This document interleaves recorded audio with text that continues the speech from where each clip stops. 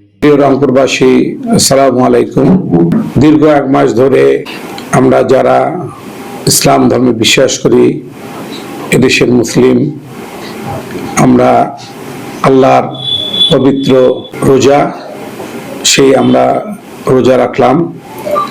আগামী একদিন পরে আল্লাহর রহমতে আমাদের পবিত্র ঈদ উল ফিতর।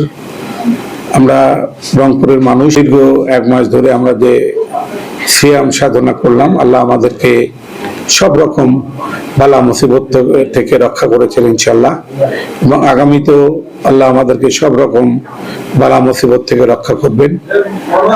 আমার বিশ্বাস যে আমরা যারা সমাজের বিভিন্ন বিত্তশালী আছে, তারা এই আমাদের রংপুরের যারা গরিব দুঃখী মানুষ আছে তাদের পাশে থাকবে। আমরা তাদেরকে সাহায্য করব, সহযোগিতা করব।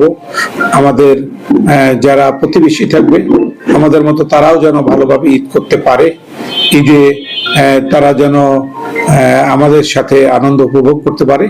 আমরা সবাই তাদেরকে সহযোগিতা করব এবং তাদের পাশে থাকব। এবং প্রিয় রংপুরবাসীর কাছে আমার অনুরোধ যে আমরা গরিব দুঃখী এবং ধনী সবাই যেন আমরা ঈদের আনন্দ উপভোগ করতে পারি, একজন আরেকজনের যেন পাশে থাকি। আমি এই ঈদ উল ফিতরের সবাইকে শুভেচ্ছা জানাচ্ছি, অভিনন্দন জানাচ্ছি। আপনারা সবাই ভালো থাকবেন, সুস্থ থাকবেন সবাই। আমরা আমাদের পার্টির চেয়ারম্যান জনাব তারেক রহমান, আগামী দিনের যিনি প্রধানমন্ত্রী, আমাদের দেশকে এগিয়ে নিয়ে যাওয়ার জন্য যিনি কাজ করছেন, আমরাও তার জন্য দোয়া করব। আল্লাহ যেন তাকে দীর্ঘায়ু করেন এবং তাকে সুস্থ রাখেন এবং আমাদের দেশের মানুষের সেবা করার জন্য সুযোগ দেন।